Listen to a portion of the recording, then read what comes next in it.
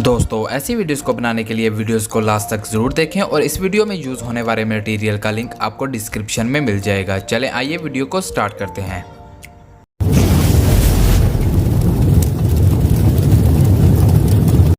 दोस्तों सबसे पहले आपने अपना काइनमास्टर एप्लीकेशन को ऑन करना है और उस प्लस के निशान को ओपन कर लेना है। प्लस के निशान को ओपन करने के बाद यहाँ से 1 by 1 वाला रेशो आपने सेलेक्ट कर लेना है। सेलेक्ट करने के बाद आपकी गैलरी ओपन हो जाएगी। गैलरी में से सिंपली आपने बैकग्राउंड में जाना है और यहाँ से ब्लैक पिक्चर को सिलेक्ट कर लेना है। सिलेक्ट करने के बाद जितना आप स्टेटस वीडियोस को बनाना चाहते हैं उतने इसकी टाइमलाइन को बढ़ा देना है।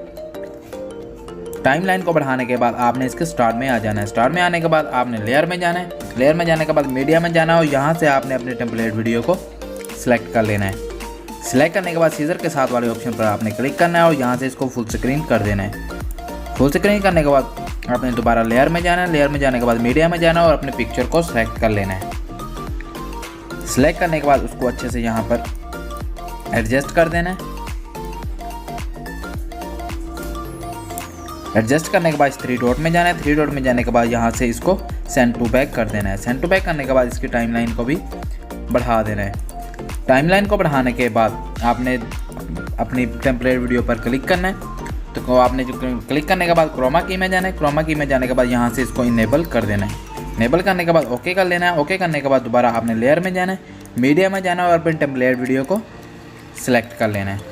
सिलेक्ट करने के बाद सीजर के साथ वाला ऑप्शन से इसको भी फुल स्क्रीन कर देना है। फुल स्क्रीन करने के बाद स्प्लिट स्क्रीन पर आपने क्लिक करना है। क्लिक करने के बाद आपने इसके लास्ट में आ जाना है। तो आपको ऑप्शन दिखेगा ब्लाइंडिंग। ब्लाइंडिंग में जाना है और तो जाने के बाद आपने यहाँ से स्क्रीन कर देना है। स्क्रीन करने के बाद आपने इस पर क्लिक करना है। क्लिक करने के बाद साउंड में जाना है और इसके साउंड को म्यूट कर देना है। म्यूट करने के बाद अपने वीडियोज़ के एक्स्ट्रा पार्ट को कट करने के लिए आपने उस पर क्लिक करना है। सीजर में जाना है। सीजर में जाने के बाद यहाँ से ट्रिम टू राइट और प्ले हेड पर क्लिक कर देना है। इस तरह से आपने अपनी वीडियो के एक्स्ट्रा पार्ट को कट करने लेना है। तो इस तरह से आपकी वीडियो बन जाएगी।